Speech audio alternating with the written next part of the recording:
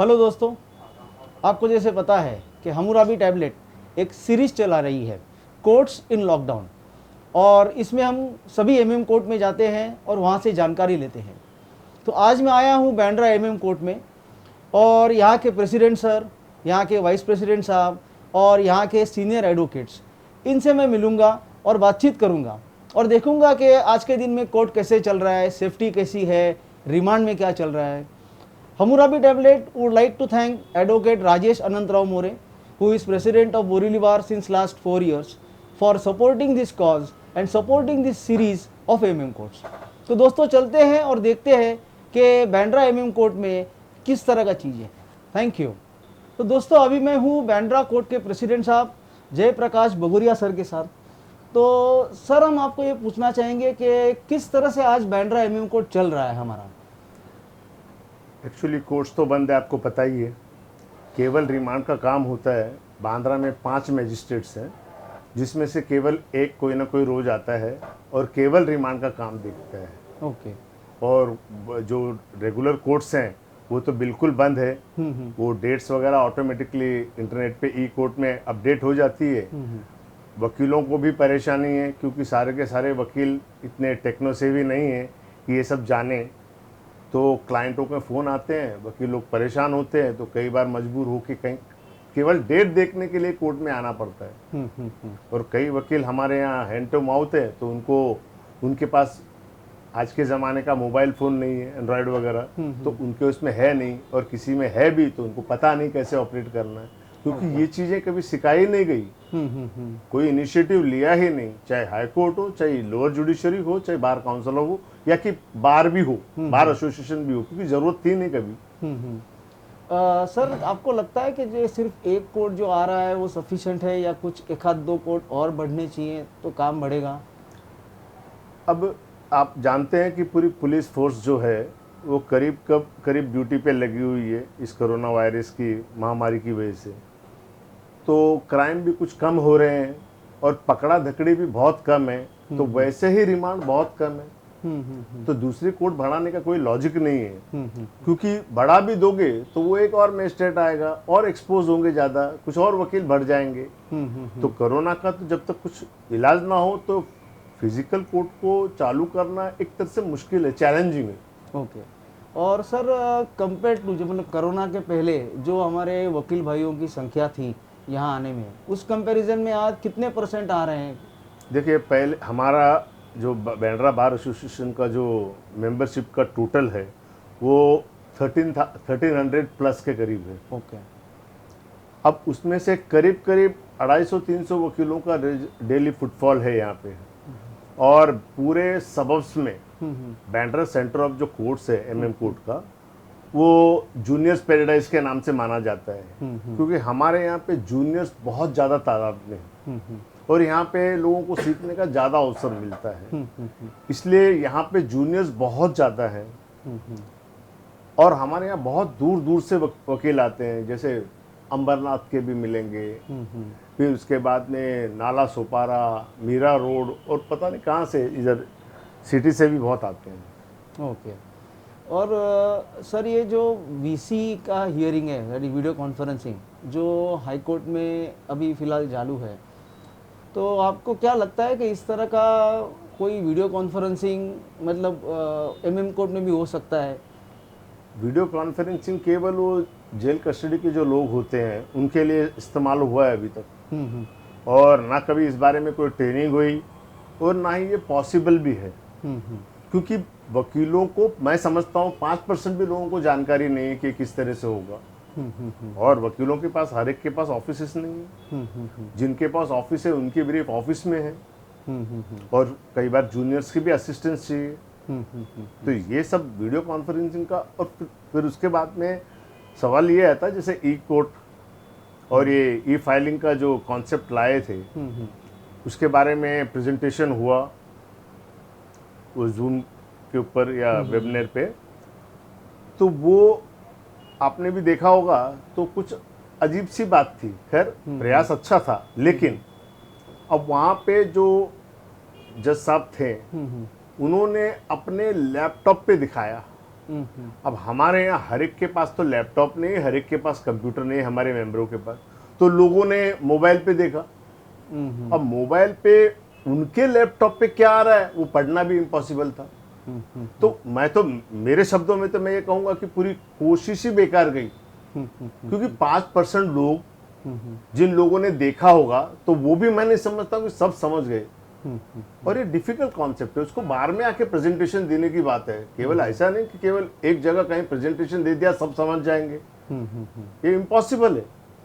और इसके लिए टाइम चाहिए, एक ही सेशन में भी नहीं हो सकता है, क्योंकि क्वेश्चंस होंगे लोगों के कि भैया यहाँ पे अटक गया, अभी कैसे करना है, इसको आगे फॉरवर्ड कैसे करना, क्योंकि ये मोबाइल वगैरह पे आप नहीं समझ सकते हो, और कंप्यूटर वगैरह है उसकी बेसिक जानकारी भी नहीं है लोगों को।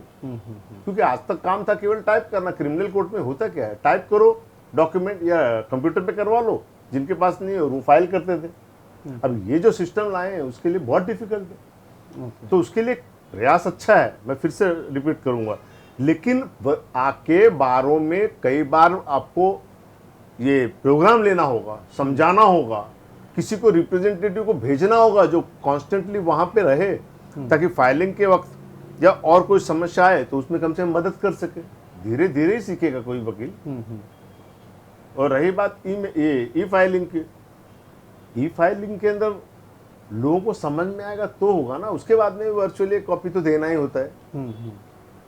तो कोई लॉजिक नहीं है। उसके बाद में फाइल करो, कई दिनों के बाद मजिस्ट्रेट उसको कंसीडर करेंगे, फिर आर्ग्यूमेंट वगैरह करना है। मान लीजिए प्रोसेस इशू करवाना है कंप्लेंट के ऊपर, तो उसके लिए तो आर्ग्यूमेंट करना है, और उसके लिए अभी ये वीडियो कॉन्फ्रेंसिंग शुरू भी नहीं हुआ।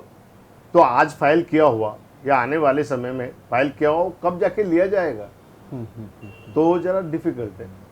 और एक और पूछना था सर आपको मुझे कि जैसे दिंडोशी कोर्ट है या अपना मेन सिटी सिविल कोर्ट है, वहाँ पे जैसे एक्रेलिक शीट्स लगाए गए हैं आर्ग्यूमेंट के टाइम पे, मतलब एडवोकेट खड़े रहते हैं, उनके सामने एक्रेलिक शीट है, फिर कोर्ट का स्टाफ है, फिर एक्रेलिक शीट है, और फिर जज साहब है। तो इस तरह का कोई अपने यहाँ पे कोई ऐसे एक्रेलिक शीट्स वगैरह लगाए हैं क्या? यहाँ पे ऐसी कोई भी बात नहीं है, बल्कि मैं एज ए प्रेसिडेंट और बांद्रा बार एसोसिएशन ना केवल हायर जुडिशरी से नाराजगी व्यक्त करना चाहता हूँ, बल्कि बार काउंसिल से भी नाराज करना चाहता हूँ।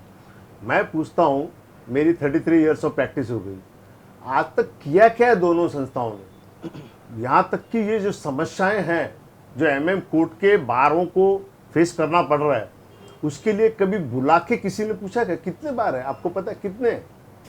हाँ, बहुत लिमिटेड है पूरी मुंबई में, 13-14। उनको कभी बुला के वो सीएमएम के थ्रू पूछेंगे या बार काउंसिल के थ्रू पूछेंगे? या बार काउंसिल में आप जानते हो कि ज़्यादातर आप हमारे महाराष्ट्र के बाकी पार्ट्स के हैं, ये कुछ सालों से 2-4 लोग हमारे बार काउंसिल में मुंबई से रिप्रेजेंट कर रहे हैं। बाकी हमारी समस्याएं वही बता सकेगा जो एमएम कोर्ट में कभी प्रैक्टिस किया हो। तो हाई कोर्ट हो या कि बार काउंसिल हो, कभी बुला के किसी बार के कमेटी को या 2-4 रिप्रेजेंटेटिव को कभी पूछा ही नहीं उन लोगों ने, क्योंकि हर सेंटर का अलग अलग, हर सेंटर की अलग अलग समस्या हो सकती है। जैसे आपने पूछा प्लास्टिक शीट वगैरह, वो छोड़ दिए साहब। मैं उससे आपको एक अजीब बात बताता हूँ। हमारे सेंटर का जो बिल्डिंग है बांद्रा सेंटर ऑफ कोर्ट्स, वो पहले एमएम कोर्ट के चार्ज में था, यानी तो हम लोगों को एडमिनिस्ट्रेशन था एमएम कोर्ट वालों को। अब वो स्मॉल कॉज के पास चले गए कुछ सालों से। हर चीज़ का परमिशन लो, चलो वो तो अच्छी बात है, लेकिन नीचे पब्लिक टॉयलेट नाम की कोई चीज़ नहीं है। पहले थी, लेकिन वो पब्लिक टॉयलेट को पूरा डिमोलिश कर दिया गया है। अब जो एमएम कोर्ट में जो डॉक्यूमेंट वाले आते हैं, लिटिगेंट्स या क्लाइंट्स, वो वकील जितने आ रहे हैं प्लस स्मॉल कॉसेस के जो नीचे उतर गए, अब टॉयलेट जाना है तो वापस तो ऊपर जाएंगे नहीं, वो तो वहीं पे जाते थे। अब समस्या ये कि वो सब जाए कहाँ? तो सबसे नज़दीक है हमारा दूसरे माले का जो बार का टॉयलेट है, वो इस्तेमाल होता है। उसको इस्तेमाल होने के लिए ठीक है, कोई बात नहीं, वकीलों को तो खतरा बढ़ जाएगा इस कोरोना में, उसकी जवाबदारी किसकी? आज तक बार में किसी भी कोर्ट में, मैं तो बोलता हूँ सभी एमएम कोर्ट में, हाई कोर्ट या बार काउंसिल से सैनिटाइजर भी नहीं आया। मास्क वगैरह छोड़ दीजिए अब, क्योंकि कितने आएंगे, मास्क तो कहाँ बांटेंगे रोज। लेकिन कम से कम सैनिटाइजर का बंदोबस्त हो। यहाँ पे कुछ दिन पहले स्मॉल कॉज वालों ने शायद पता नहीं कहाँ से, मुझको नहीं पता, स्मॉल कॉज वालों ने किया कि किसने भेजा, थोड़े दिन था सैनिटाइजर का, वो लगाया हुआ था मशीन, बाद में वो भी बंद है। और यहाँ पे बचा कुछ सिक्योरिटी वालों को बिठा के रखा है पुलिस के अलावा, जो किसी एमएम कोर्ट में नहीं, वो सारा डायरेक्ट चार्ज में है स्मॉल कॉज के। अब बड़ी परेशानी है, वकीलों को भी आई कार्ड दिखाना पड़ता है, जबकि वो रोज के चेहरे हैं, लेकिन फिर भी परेशानी है। सिक्योरिटी के तौर पे समझ सकता हूँ, इस पेंडेमिक में समझ सकता हूँ, लेकिन अगर ये बात आगे भी रही तो बहुत दिक्कत है। और रही बात वो स्क्रीन की जो आप पूछ रहे हैं प्लास्टिक की, वो तो बिल्कुल भी नहीं है साहब, बिल्कुल भी नहीं है। बल्कि आप इमेजिन कीजिए कि हमारा जो सेंटर है बांद्रा बार एसोसिएशन का, यानी जो जुडिक्शन है कोर्टों का, जिसमें खतरनाक एरिया है, जैसे धारावी है पूरा, बैराम पाड़ा है, नौपाड़ा है, और कम से कम भी मैं समझता हूँ सब्सटेंशियल एरिया झोपड़पट्टी का है। तो वहां पे लोगों को कोरोना फेस करना ही पड़ा है। वो लोग रोज आते हैं, एक आरोपी को छुड़ाने के लिए कम से कम 5-7 तो लोग साथ में आते हैं, फिर उनके सिक्योरिटी वाले आते हैं।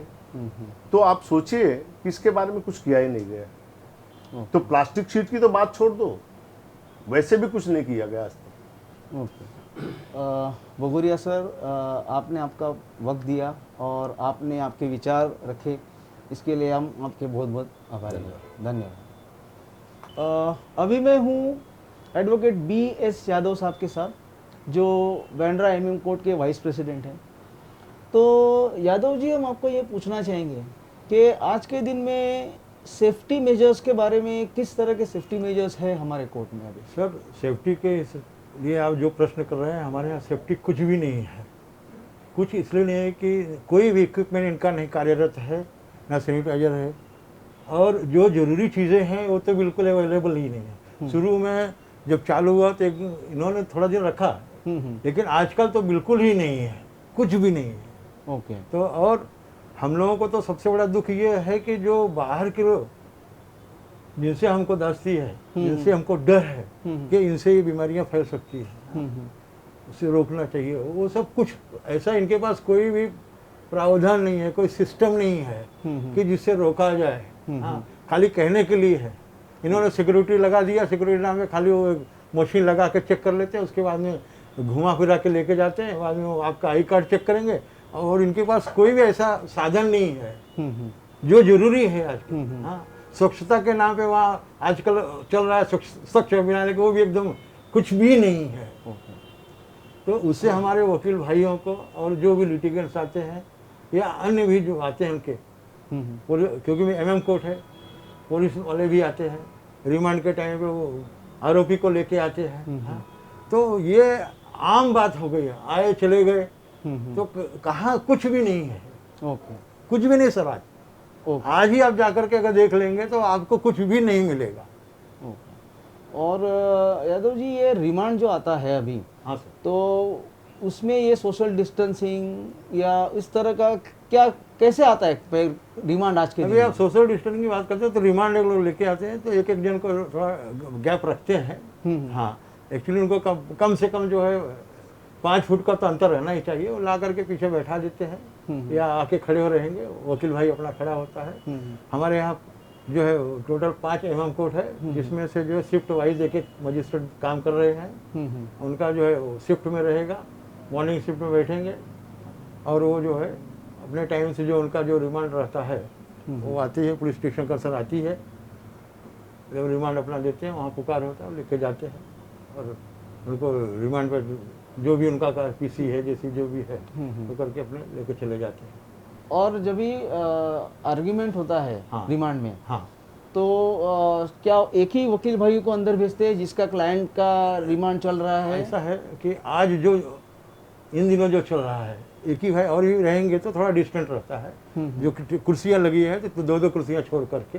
ओके। हाँ, जज के सामने, मजिस्ट्रेट का सामने जो भी आर्ग्यू करेगा तो एक ही रहेगा, उनसे थोड़ा डिस्टेंस रख करके और दूसरे वकील भाई वहाँ बैठते हैं। ओके। हाँ, लेकिन जनरली जिनका काम ज़्यादा है, मतलब जो अपीयर होने का है, वही वकील आते हैं, बाकी के दूसरे वकील डिस्टेंस करके रहते हैं। और वैसे भी आज समस्या तो बहुत संगीन हो गया है कि लोगों को बहुत तकलीफ है।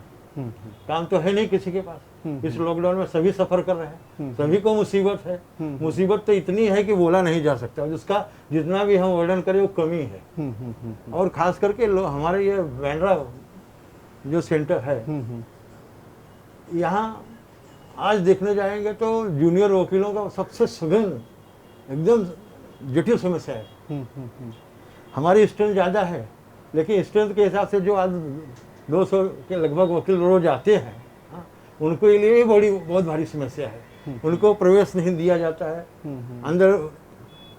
डे टू डे की लाइफ में जो जरूरी चीज़ है उसके लिए भी अंदर नहीं छोड़ते हैं। छोड़ेंगे तो आई कार्ड रहेगा, देखेंगे, मशीन से चेक करेंगे। हाँ, आज सबसे बड़ा हमारे यहाँ जो है टॉयलेट का समस्या है। वकीलों को बाहर रखेंगे, टॉयलेट ग्राउंड फ्लोर में पहले था वो नहीं है। इन्होंने भी नया कंस्ट्रक्शन कराया, वो कंस्ट्रक्शन में पूरा जमीन ग्राउंड फ्लोर पे जो भी था वो सब निकाल दिया गया। वकीलों का जो है सेकंड फ्लोर पे है, उसमें वकीलों के साथ में प्राइवेट भी लोग जाते हैं। अच्छा, समस्या ये है कि वहाँ जो साफ सफाइया का है वो भी कोई गवर्नमेंट का कोई कर्मचारी नहीं है, एसोसिएशन की तरफ से रखा गया है प्राइवेट। और इन दिनों तो रोज आता नहीं है, जब जरूरत रहता है बुलाया जाता है, आके साफ सफाइया करता है। समझे? और लेडीज लोगों का सबसे बड़ी समस्या है। लेडीज टॉयलेट तो बहुत ही जो है अति आवश्यक है, नीचे था उसको तोड़ दिया। अब जब जेंट्स नहीं रहते तो लेडीज जबरदस्ती घुस जाती हैं। ये सबसे बड़ा संगीन मामला है। समझ नहीं? और इस तरह से बहुत तमाम परेशानियां हैं। हम लोग अप्रोच करते हैं टाइम टू टाइम, एप्लीकेशन भी किए हैं। हाँ, लोगों का सिर्फ मात्र आश्वासन रहता है कि हम आपको करके देंगे या कर रहे हैं, जो भी हो। और यादव जी, अभी ये जो पेंडेमिक है इसके वजह से फाइलिंग की प्रोसेस में कुछ चेंजेस आए हुए हैं? फाइलिंग का अभी देखिए, लोगों का जो सिस्टम हो सब इन्होंने ई फाइलिंग कर दिया, सब कर दिया लोगों को। तो मेरे हिसाब से तकलीफ बहुत है। सबको उसके बारे में आइडिया नहीं है, नॉलेज नहीं है किसी को। हाँ, जूनियर वकील को तो बिल्कुल नहीं है। सीनियर वकीलों को की भी आज पोजीशन डवाडोल स्थिति में है, सबके पास काम नहीं है। और जो भी आते हैं अपना जिसको थोड़ा बहुत है अपना कर रहे हैं, लेकिन डेवलपमेंट कुछ नहीं है। एक क्यूरेटिंग कुछ बोलते हैं, पेपर्स बाजू में रखना या कोई अलग बॉक्स, ऐसा कुछ है आपके यहाँ पे? सर, आज मैं आपको ये बताना चाहता हूँ कि वो सिर्फ खाली कहने के लिए कि हाँ ये, लेकिन कार्यरत कुछ भी नहीं है, ढंग से कुछ भी नहीं हो रहा है। ओके। आपको लगता है कुछ सेफ्टी मेजर्स में और आपको लगता सेफ्टी है तो चाहिए ना, सेफ्टी तो चाहिए। कुछ सजेशंस है आपके सेफ्टी मेजर्स के बारे में? लोगों से जो कहते हैं कि डिस्टेंस तो रखना ही है, वो कंपलसरी है। सजेशन ये डिस्टेंस रखें और लोग आए अपना काम करें, लेकिन फासला काफ़ी ज़रूरी है। ओके। हाँ, और ये जो सैनिटाइजेशन वगैरह है ये कंपलसरी रखना चाहिए उनको। और भी जो उसके साथ में ज़रूरी है वो भी मिलना चाहिए लोगों को सुविधा। और पहले इन्होंने कहा कि गवर्नमेंट प्रोवाइड करेगी, बार एसोसिएशन को जबरदस्त, तो आज सब सुविधा सब कोई दे नहीं पा रहा है। हमारे लोगों का तो सबसे बड़ी है कि लोग वकीलों का बार रूम बंद है, बंद होने से कोई हम लोग सुविधा प्रोवाइड नहीं कर पा रहे हैं। रखेंगे कहाँ? मान लीजिए हमने चाहा अभी कि ये हम ला के रखें भाई लोगों को, लेकिन रखने का जगह तो होना चाहिए।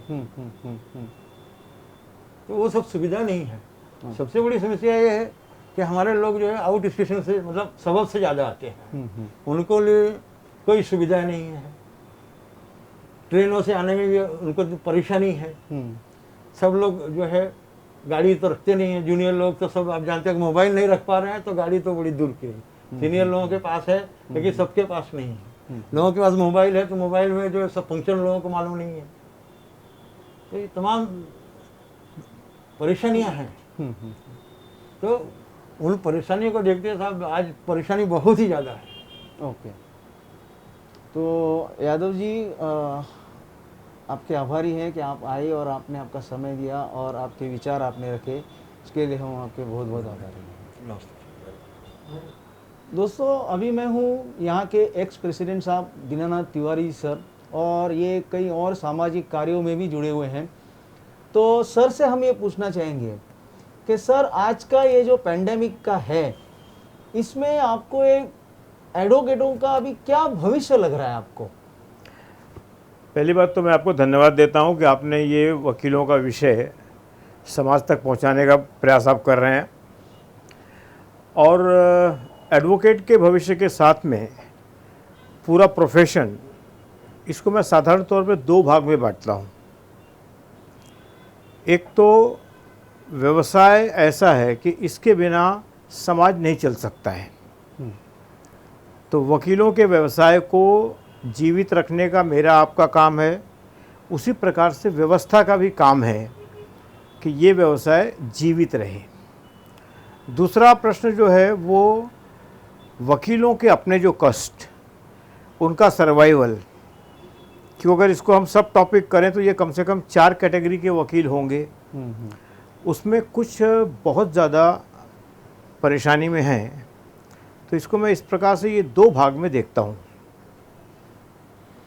तो आपको क्या लगता है, मतलब क्या भविष्य होगा ये इनका?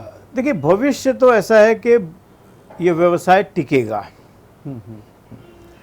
अब प्रश्न ये है कि कितने वकील टिकेंगे या बाहर निकल जाएंगे, वो एक चिंता का विषय है। और उसका कारण ये है कि एक तरफ माननीय सुप्रीम कोर्ट में प्रैक्टिस करने वाले करीब 200 साथियों ने ये कहा है कि अभी फिजिकल हियरिंग शुरू मत करिए। हमारे व्यवसाय में भी एक एलिट क्लास है जिसके लिए 2-4 साल तक अगर फिजिकल हियरिंग नहीं होगी या उससे भी ज़्यादा समय तक वो अपने आप को सर्वाइव कर लेगा। दूसरी ओर है जो आखिरी छोर में जो रिमांड करके जीने वाला वकील है, उसके लिए ये कष्टदायक है कि आप फिजिकल हियरिंग शुरू नहीं कर रहे हैं।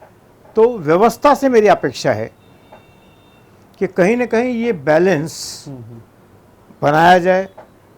पहली बात तो वकीलों को ये एसेंशियल सर्विसेज में ये तुरंत लाया जाए, वरना आप ये कैसे कल्पना कर सकते हैं कि कोर्ट चले और वकील न पहुंचे, तो ये संभव नहीं है। अब जैसा मैंने आपसे कहा कि ये व्यवस्था टिकने वाली है। अच्छा, ये जो परिस्थिति बनी है, ये परिस्थिति हमारे जीवन काल में तो पहली बार बनी है। हमने इसके पहले सुना था कि 100 साल में कुछ ना कुछ ऐसी घटनाएं होती रही हैं, वो फिर वो प्लेग होगा, बाकी सब होगा। लेकिन आज की स्थिति में वकील ये जो अपना प्रोफेशन टैक्स उसने सरकार को दिया है, उतना भी सरकार ने उसको वापस नहीं किया आज तक। अब करीब करीब मैं हिसाब लगा रहा तो 7 रुपया रोज ये वकील प्रोफेशन टैक्स देता है, 2,500 रुपया साल का देता है। लेकिन कहीं पे भी, किसी स्तर पे भी ये व्यवस्था ने कहीं वकील को इस प्रकार से गिना ही नहीं कि उसके लिए भी कुछ करने की आवश्यकता है। दोष देना है तो मैं थोड़ा सा दोष अपने आप को भी दूंगा, क्योंकि हम इतने व्यवसाय में बिजी रहे कि हमने अपने आप को कभी इकट्ठा किया ही नहीं। डॉक्टर दत्ता सामंत ये कहते थे कि मिल के वर्कर का यूनियन चलाना आसान है, इंटेलेक्चुअल्स का यूनियन चलाना बहुत मुश्किल है। और ये बात यहाँ पे दिखाई पड़ रही है। तो कहीं ना कहीं ये व्यवस्था से विनती करने के लिए हमको एक साथ आने की और आवश्यकता है। बार काउंसिल ने जितना संभव हुआ है उतनी मदद की है। अब बार काउंसिल में भी हमने ऐसा कोई इस प्रकार की व्यवस्था लगाई नहीं कि बार काउंसिल के पास में बहुत सारा फंड रहे। इस पे पुनर्विचार होने की आवश्यकता है। और यदि बार काउंसिल के पास में पैसे रहेंगे तो बार काउंसिल मदद करेगी, और किया है, अच्छी तरह से किया है। फिर बात आती है कि हमारे सर्वाइवल की। जैसा मैंने आपको बताया कि आज कहीं पे सुनने में आता है कि वसई में कोई वकील साहब ये परिवार चलाने के लिए सब्जी बेच रहे थे। और इस प्रकार से बहुत सारे उदाहरण हैं, और ये कष्टप्रद उदाहरण हैं। क्योंकि पहली बात तो ये है कि वकील ये समाज पे बोझ नहीं है। व्यवस्था ने उसको आज तक कुछ दिया नहीं है। वो खुद कमाता है, प्रोफेशन टैक्स देता है, इनकम टैक्स देता है, तो उसने कहीं ना कहीं समाज को मदद की है। और जो ये कहा जाता है कि भाई पूरे कचरे में से गेहूं छानकर बाहर निकालो, तो वो काम वकील सफलतापूर्वक करते आ रहा है। आज कष्ट में है। कष्ट में इसलिए है कि कभी इसके प्रति किसी ने भी ध्यान नहीं दिया, शायद वकील ने भी स्वयं ध्यान नहीं दिया। तो इस पर ध्यान देने की बहुत आवश्यकता है, सर्वाइवल की आवश्यकता है।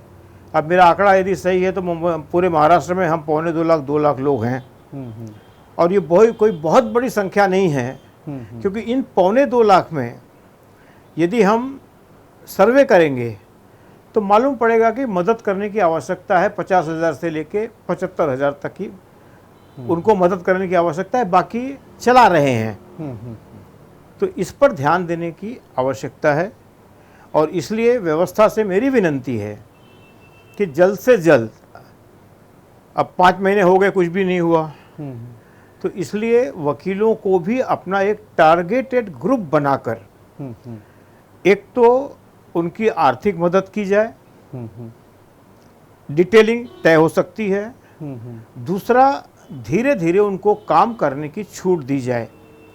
अब जैसे कोर्ट में कम व्यक्ति अंदर जाएं, स्वाभाविक हम भी सुरक्षा चाहते हैं, बाकी लोग भी सुरक्षा चाहते हैं, बाहर नंबर लगा रहे। अभी आने के पहले किसी वकील से मेरी बात हो रही थी, मैंने कहा भी कि ऐसा विषय है तो क्या बोलना चाहिए, तो उसने बताया सर हालत ये है कि वो एक कोर्ट के बाहर खड़ा था, तो उसको बताया गया कि ठीक आपका नंबर आएगा तो आपको बताया जाएगा। कुछ देर के बाद में मैटर एडजन हो गया, और कहा गया कि वकील नहीं आया इसलिए मैटर एडजन हो गया। अरे वाह। जब वो पता लगाने के लिए कहा तो बोला आपके तो जज मैडम थी, उन्होंने कहा कि आपको तारीख पड़ गई है। तो उसने कहा मैडम आपके तो डिपार्टमेंट ने बताया कि आप मैं बाहर खड़ा रहूँ, मुझे बताया जाएगा। अब ये क्या होता है कि इस प्रकार के नुकसान आइसोलेटेड हैं। एक और विषय है कि अदरवाइज स्टाफ, जुडिशरी, पुलिस, वकील, इन सब के बीच में एक समन्वय का वातावरण है, और वो अच्छी बात है। लेकिन आजकल ये देखने में आया है कि थोड़ा सा वो स्टाफ की ओर से थोड़ा सा लोअर साइड पे जा रहा है, जो कि वकील प्रतिष्ठित व्यक्ति है, पढ़ा लिखा है, अपनी जिम्मेदारी को समझता है, तो उसको उस स्नेह भाव से स्टाफ भी ले और वकील की ओवरऑल मदद करने की आवश्यकता है। तो आप कुछ सुझाव करना चाहेंगे कि किस तरह से कुछ क्या? देखिए, कॉन्क्रीट सुझाव और आज की आवश्यकता, ये सबसे पहली ये है कि आप कैटेगरी तय करिए और आर्थिक मदद तुरंत दीजिए। जैसे अपनी बार ने क्या किया, बार काउंसिल ने, उन्होंने अनाज दिए। अब ये बार काउंसिल एडहॉक कर सकती है, जहाँ पे थोड़ी सी ज़रूरत है वहाँ मदद कर सकती है, लेकिन यहाँ पे सरकार को आगे आना पड़ेगा। और सरकार ने सबसे पहले ये करना चाहिए कि भाई अगर बाकी समाज के तबके को जिसको आवश्यकता है, आपने आर्थिक मदद की है, अब वो वापस लेना नहीं लेना वो एक प्रश्न हो सकता है, लेकिन तुरंत व्यवस्था लगाकर आज जो ऐसे वकील हैं कि भाई जिनको कम से कम 15,000 रुपया भी महीने का यदि मिल जाएगा तो वो सर्वाइव कर लेंगे। और जैसा मैंने आपको बताया कि ये आप आंकड़ा अगर देखने जाएंगे तो ये सबको आवश्यकता भी नहीं पड़ेगी। इसलिए इसका मापदंड तय करके आप इनकम टैक्स का रिटर्न देखिए, बैंक का बैलेंस देखिए, जो देखना है आप देखिए, लेकिन सर्वाइवल के लिए सबसे पहले मदद करने की आवश्यकता है, उस वकील को जीवित रखा जाए। दूसरा जो आपका मुद्दा था, ये व्यवसाय ख़त्म नहीं होगा। और आज ठीक है कि हम एक फिजिकल स्टाइल में काम करते आए हैं, लंबा समय है, मेरी उम्र का आदमी थोड़ा सा रेजिस्ट करेगा उसको नया काम करने के लिए, लेकिन ठीक है, जूनियर कलीग्स रहेंगे, घर के बच्चे रहेंगे, कंप्यूटर मैं कम जानता हूँ वो ज़्यादा जानेंगे, तो ये कोई व्यवस्था जो चेंज होगी ये कोई बहुत बड़ा विषय नहीं है। ये कालांतर में हुआ है। आपके देश में कंप्यूटर का विरोध हुआ है, आज ऐसा है कि कंप्यूटर के बिना काम नहीं चलता है। पहले टाइपराइटर था, एक ही चीज़ को अगर आपको कॉपी करनी है आप कर नहीं सकते हो। आज ऐसा है कि कंप्यूटर पे वो हो रहा है। तो ये बाकी व्यवस्थाएं जो हैं ये अपने आप खड़ी हो जाएंगी। सरकार से मेरी दो विनती है। एक तो ये है कि आर्थिक रूप से उसको सबल बनाया जाए, दूसरा काम करने का अवसर दिया जाए। आपने एसेंशियल सर्विसेज खोली हैं, आप 25% बुलाते हैं, 50% बुलाते हैं, 100% बुलाते हैं, जहाँ पे जैसी आवश्यकता है वैसा आप कर रहे हैं। हम ये कह रहे हैं कि भाई हमारे बोर्ड्स ठीक आप तय करिए। अगर किसी लोअर कोर्ट का बोर्ड 400 का था उसको आप 200 पे लाइए, 150 पे लाइए, 100 पे लाइए, लेकिन वो 100 लोग आसपास रहें। आप व्यवस्था करिए जिसका पुकारा गया मैटर वो कोर्ट में जाए। कोर्ट में पार्टी को जहाँ आवश्यकता है वहाँ बुलाइए, वरना मत बुलाइए। तो वकील और कोर्ट ये काम करे और वो इफेक्टिव भी होगा। अब आप स्वयं व्यवसाय में हैं, आपको ये पता है होगा 5 महीने से एक ट्रायल नहीं चली है। अच्छा, फाइलिंग करने के बाद में उस फाइलिंग का क्या होता है वो भगवान जाने। अब ये दिक्कत है, लेकिन उसके लिए मार्ग थोड़ा सा हम निकाल सकते हैं। अधिक काम सरकार को करने की आवश्यकता है। तो तिवारी जी, हम आपके बहुत बहुत आभारी हैं कि आपके जैसे सीनियर एडवोकेट हमें मिले और आपने बहुत अच्छे विचार रखे। तो उसके लिए हम आपका बहुत बहुत धन्यवाद करते हैं। दोस्तों, अभी मैं हूँ यहाँ के बांद्रा के एक senior advocate OP Dubey sir के साथ, जो कि 3 बार प्रेसिडेंट रह चुके हैं, 4 बार सेक्रेटरी रह चुके हैं और वाइस प्रेसिडेंट भी रह चुके हैं। तो सर, हम आपको वही पूछना चाहेंगे सवाल जो हमने तिवारी सर को पूछा था, क्योंकि हम सीनियर लोगों का ज़्यादा एडवाइस देना चाहते हैं कि जैसे ये अभी एक पूरा भविष्य क्या दिख रहा है आपको MM कोर्टों के वकीलों का, इस जो फिलहाल जो चल रहा है उसके अंदर? देखिए, जहाँ तक मैं समझता हूँ कि वकालत पेशा ये हमारे संविधान का एक बहुत बड़ा स्तंभ है और हर लोग वकीलों के पास में न्याय के लिए जाते हैं। लेकिन इस पैंडेमिक ईयर में जहाँ तक मैं समझता हूँ कि सेंट्रल गवर्नमेंट और स्टेट गवर्नमेंट ने वकीलों को दरकिनार किया है। उनको उनकी तरफ किसी का कोई ध्यान ही नहीं गया है। आज अगर देखिए, जितने भी इन लोगों ने चलाए समय मदद करने के लिए, लोगों की मदद करने के लिए, लेकिन वकीलों के पास में कोई मदद करने के लिए नहीं पहुँचाए। उनकी निगाह में ऐसा है कि वकील, अभी क्या वो लोग सोचते हैं समझ में नहीं आता। लेकिन बिना वकील के कोई न्याय व्यवस्था नहीं चल सकती, कोई कानून व्यवस्था नहीं चल सकती। आज के इस समय में वकीलों के पास में ऐसे भी हैं जो छोटे छोटे मेंटेनेंस के लिए, खर्चे के लिए कोर्ट में जाने की बात होती है, उनको हस्बैंड छोड़ दिया है, डिजर्टेड हैं, उनको अगर कुछ मिलता है तो उनका घर का खर्चा चलता है, बच्चे हैं उनके, औरतें हैं। लेकिन इस समय में क्या हो रहा है कोर्ट में, मैं समझता हूँ कि 5 महीने में कहीं न तो कोई एक एप्लीकेशन पड़ा है, न तो किसी को 10 रुपया मेंटेनेंस मिला है, कोई भी सुविधा इस प्रकार की नहीं दी गई है कोर्ट से। किसी भी प्रकार का कोई भी व्यवस्था कोर्ट में नहीं है।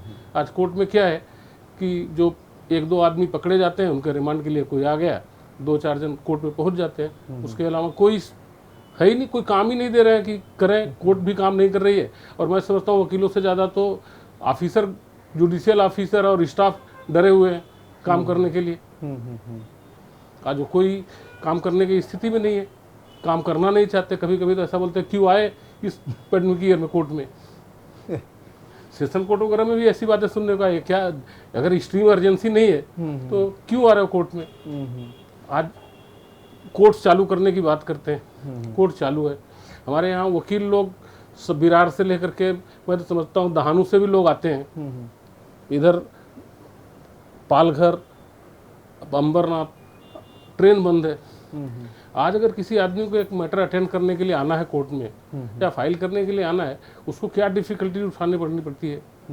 कोई ट्रेन नहीं चल रही है, हाई कोर्ट ने भी अलाउ नहीं किया, लोगों ने पिटिशन फाइल किया था कि हमको भी स्पेशल कैटेगरी में लो वकीलों को।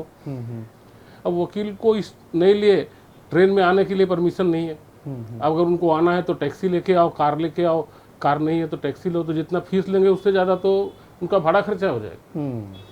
अगर 1-2 बार अटेंड करने की बात हो जाए, आज अगर हमको हाई कोर्ट या चर्चगेट सेशन कोर्ट जाना पड़ता है, घर से निकल करके 2000 रुपया तो टैक्सी का भाड़ा हो जाता है। बराबर। अब क्लाइंट कहाँ तक कंपनसेट करेगा आपको, कितना कंपनसेट करेगा? अगर ट्रेन चालू हुआ है तो वो आराम से पहुँच सकता है। तो गवर्नमेंट को भी इस चीज़ों को ध्यान देनी चाहिए। छोटी छोटी चीज़ें हैं लेकिन गवर्नमेंट ने डिजाइड करके रखा है, जबकि न्याय व्यवस्था बिना वकीलों के नहीं चल सकती। अगर आप कोई भी आदमी जरा सा कोई बात होती है, अब आजू बाजू में किसी से झगड़ा भी हो गया तो सब बोल देते चलो कोर्ट में मिलेंगे। कोर्ट में मिलोगे कहाँ पे भाई, कैसे मिलोगे? इस ईयर में, इस स्थिति में तो शायद कोई नहीं इस पोजीशन पे है कि हाँ लेके चले। सब लोग घर में बैठे हुए हैं, सबकी हालत खराब है। हालत इतनी खराब है, पब्लिक की भी हालत खराब है। पब्लिक के पास में 5 महीने से किसी के पास में कोई काम नहीं है। अब हम लोगों को मदद करनी है पब्लिक की, और हम उनके ऊपर कितना बोझ डाल सकते हैं? जब तक हमको गवर्नमेंट कुछ सपोर्ट नहीं करेगी, हमको भी सर्वाइव करना है, सारे वकीलों को भी सर्वाइव करना है। बिना सर्वाइव किए कैसे चलेंगे भाई? प्रोफेशन में है, लोगों की मदद करना हमारा धर्म है, लेकिन उसके साथ में हमको अपनी रोजी रोटी भी कमाना है। बराबर। तो वो भी तो जरूरी है ना, उसके लिए भी ध्यान देने की जरूरत है। सर ऐसा कुछ हो सकता है कि जो फाइनल हियरिंग के मैटर हैं तो उनको चालू करके तो एटलीस्ट पेंडेंसी कुछ हद तक खत्म हो और काम आगे बढ़े? नहीं साहब, ऐसा स्कीम इन्होंने रखा है कि अगर दोनों पार्टियां हाजिर होती हैं, दोनों वकील हाजिर होते हैं, तो फाइनल हियरिंग भी की जा सकती है, लेकिन दोनों पार्टियों के कंसेंट के हिसाब से। लेकिन दोनों पार्टियों को वही प्रॉब्लम है ना कि उनको पार्टियों के वकीलों को आने तक सुविधा तो दो कि भाई वो कोर्ट में पहुंच सके और कोर्ट में एंट्री करे, कोर्ट में हियरिंग होए। आज हर वकील कार वाला नहीं है। हियरिंग करने के लिए उसको आना है। जो सबर्ब में रहते हैं, बोरीवली रहते हैं, कांदीवली रहते हैं, उनको आने के लिए ट्रैफिक के अलावा उनको टैक्सी या रिक्शे में आना है तो उनको 200-500 रुपया खर्चा करना पड़ेगा। आने जाने में 1000 रुपया उनका खर्चा हो जाएगा। और यहाँ आने के बाद में हियरिंग में सामने वाला आया कि नहीं आया वो भी देखने की बात है। तो उस चीज़ में थोड़ी सी इनको सख्ती रखनी होगी अगर सुनवाई करनी है कि भाई दोनों पार्टी जिससे हाजिर हो और सुनवाई हो।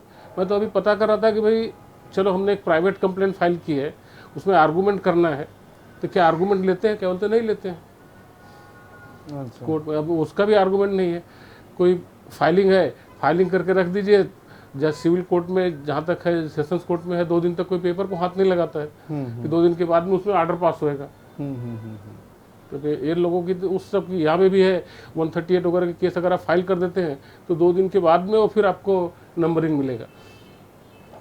फाइलिंग के लिए क्लाइंट ऊपर जाएगा नहीं, वीडियो कॉन्फ्रेंसिंग पे फ़ोन पे बात करेंगे। हाँ भाई कोर्ट की बिल्डिंग दिखा दो, फोटो में दिखाई पड़ रहा है, हाँ तो कोर्ट में हो, चलो तुम्हारा इन्फॉर्मेशन हो जाएगा।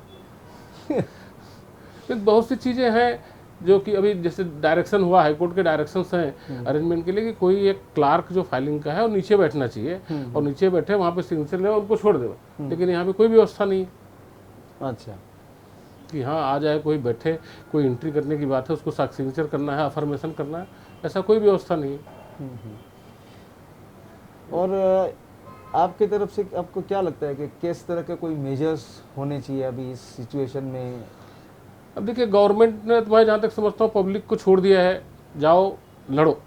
आज सारे मॉल्स चालू हो गए, दुकानें चालू हो गई, सब चीज़ चालू हो गई। आप देखने जाइए तो सब जगह सोशल डिस्टेंसिंग के नाम की चीज़ कोई है ही नहीं है। जब आप दुकानों में जाएंगे, जब आप मॉल्स में जाएंगे या सोशल, मैं आप कोर्ट के सामने भी देखता हूँ जो इसलिए सभी इस टाइम की लाइन लगी होगी, वहाँ देखिए सोशल डिस्टेंसिंग नहीं है। तो गवर्नमेंट ने आपको अपने भरोसे पे छोड़ दिया है, आपको अपनी सेफ्टी खुद करनी है। वो लोग तो कुछ नहीं कर रहे हैं, आप अपनी सेफ्टी कीजिए। काम करना है, सरवाइव करना है तो काम करना है, काम करने के लिए निकलना पड़ेगा। लेकिन गवर्नमेंट को उसके लिए ध्यान देने की बात है। केवल बोल देने से नहीं, चलो माल चालू हो गया, माल में जाने के लिए किसी आदमी के पास पैसा है कि नहीं है, वहाँ जा करके वो क्या कर रहे हैं। और आज जो परिस्थिति है मुंबई की, 1-2 दिन ऐसा देखने को मिला कि 800-900 पे चला गया है ये रेट, लेकिन फिर 1100-1200, 1300 डेली के पेशेंट मिल रहे हैं। इसका मतलब कम नहीं हुआ है, धीरे धीरे इंक्रीज हो रहा है। सुधार होना चाहिए, सुधार नहीं हो रहा है। क्यों? क्योंकि सारी चीज़ें चालू हो गई। तो चालू हो गया तो सुधार कहाँ से हो पाएगा? कौन कहाँ से क्या, अभी त्यौहार हैं, कितने त्यौहार खत्म हो गए, अभी गणपति का त्यौहार है। मुझको तो ऐसा लगता है कि गणपति त्यौहार के बाद में भी और इंक्रीज होएगा, कोविड बढ़ेगा, ये कम नहीं होएगा। यहाँ महाराष्ट्र में, मुंबई में, अब सभी जगह पूरे इंडिया का 70,000 के आसपास में पहुँच गया है। जब 5,000 था तो सब लोग मुंबई छोड़ के भाग रहे थे, आज 70,000 पहुँच गया। अब लोग कोशिश कर रहे हैं आने के लिए यहाँ पे, लेकिन ट्रेन्स नहीं है, सब परेशानियां हैं, सबकी अलग अलग बातें हैं। देखिए काम धंधा चालू करना है, बोलने के लिए तो बोल दिया गया काम धंधा चालू कर लो, कंपनी चालू कर दो, लेकिन कंपनी वालों की क्या तकलीफें हैं, उनके पास में आदमी है कि नहीं है, उनके पास में आदमी आने जाने वाले हैं कि नहीं है। हमारे एक दो दोस्त थे जो शोरूम्स वगैरह रखते हैं, जैसे अब उनके यहाँ शोरूम तो खोल दिए, आदमी को ट्रेन से आना नहीं है, उनको रिक्शे का आने जाने का किराया दे रहे हैं, AC चालू कर दिए, मालूम पड़ा कस्टमर ही नहीं है। तो 2-4 दिन चालू करने के बाद में उनकी नुकसान ही है, उनको बिजनेस में नुकसान है। और एक आखिरी सवाल पूछूंगा कि क्या आपको ऐसे लगता है कि अगर ज़्यादा कोर्ट चालू करें तो उससे काम बढ़ेगा वकीलों को? मतलब पेंडेंसी का मैं बात नहीं कर रहा हूँ, लेकिन एक कोर्ट ज़्यादा चालू हो गए, जो आज एक कोर्ट है समझो, उसके जगह पे 3 चालू हो गए समझो, तो क्या मिसलिनियस काम बढ़ेगा? आपकी क्या राय है इसके? लेकिन साहब मैं जहाँ तक समझता हूँ कि मिसलिनियस काम बंद नहीं है। मिसलिनियस काम लोग कर रहे हैं, जो मिसलिनियस काम करने वाले हैं वो आ रहे हैं हमारे यहाँ कोर्ट के सामने भी अपना काम कर रहे हैं। जिसके पास में ऑफिस है अपने ऑफिस पे बैठ करके मिसलिनियस काम तो हो ही रहे हैं। अब रह गई बात है कि जब पब्लिक बढ़ेगी तो डेफिनेटली काम भी बढ़ेगा। काम तो हमारा पब्लिक से बढ़ने वाली बात है। स्कूल चालू हो जाते हैं तो स्कूल में काम बढ़ जाता है, किसी को एफिडेविट देना हुआ, मिसलिनियस काम की जहाँ तक बात करता हूँ, कोई बिजनेस चालू है, कोई ऑफिस है, कोई रेंट पे देना, एग्रीमेंट्स वगैरह जो मिसलिनियस काम है वो बढ़ते ही हैं। जब पब्लिक बढ़ेगी, बिजनेस बढ़ेगा तो ऑटोमेटिकली सब ट्रांजेक्शन बढ़ने वाले हैं। और वो कोर्ट का काम जहाँ तक सवाल है, कोर्ट अब जहाँ पब्लिक बढ़ी तो निश्चित रूप से लिटिगेशन भी बढ़ेंगे। पब्लिक होएगी तो लिटिगेशन बढ़ना ही बढ़ना, ऐसा नहीं है कि सब हो, थोड़ा है लेकिन लिटिगेशन निश्चित रूप से बढ़ेगा। अगर पब्लिक बढ़ेगी तो अलाउ होएगी, पब्लिक आएगी तो लिटिगेशन बढ़ेगा, काम चलेगा। जो पेंडिंग काम है, अब ये तो वक्त है, ये समय में बॉम्बे में पेंडिंग केसेज इतनी ज़्यादा है कि आज लोगों को 6-6 महीने 5-5 महीने की तारीखें मिलती हैं अटेंडेंस के हिसाब से। अगर इस स्टेज में पेंडिंग काम, नए काम कम आएंगे तो पेंडिंग काम ज़्यादा खत्म हो सकते हैं अगर इसमें ध्यान दिया जाए तो। और काम करने की बात है, अगर ढंग से काम करे जुडिशरी तो बहुत से डिस्पोजल बहुत ज़्यादा मिलेंगे, खाली उस हिसाब से बात होगी। क्योंकि नए काम कम रहेंगे और डिस्पोजल करने के लिए पुराने जो ओल्ड मैटर्स हैं, पार्ट हेड्स हैं, जो काफ़ी हद तक कंप्लीशन के स्टेज पे हैं, वो शुरू हो जाएंगे और डिस्पोजल हो सकते हैं इमीडिएटली। खाली काम करने की जरूरत है, थोड़ा सरकार को भी ध्यान देना है, सबको आने जाने की सुविधा देने की बात होगी, ऑटोमेटिकली सब आना शुरू कर देंगे। आज तो कोई लोग जानबूझ करके नहीं आते हैं कि कैसे जाएंगे, क्या तकलीफ है। बसेज, अब हम अभी आ रहे थे गाड़ी में, देखे बस की हालत इतनी ख़राब है, लोगों की हालत इतनी ख़राब है बस स्टॉप पे कि आप इमेजिन नहीं कर सकते। बस में नहीं चढ़ने को मिल रहा है, 2-2 घंटा सब लोग बस स्टॉप पे खड़े होकर के किस ढंग से क्या करते हैं, सब तमाम प्रॉब्लम्स है जिसको ध्यान देने की बात है। तो थोड़ा सा सुधार बढ़े उसके हिसाब से। ठीक है। तो दुबे जी, हम आपके बहुत बहुत आभारी हैं कि आपने आपका समय दिया और आपके विचार धन्यवाद साहब, आपके सब चीज़ के बहुत बहुत धन्यवाद आपको।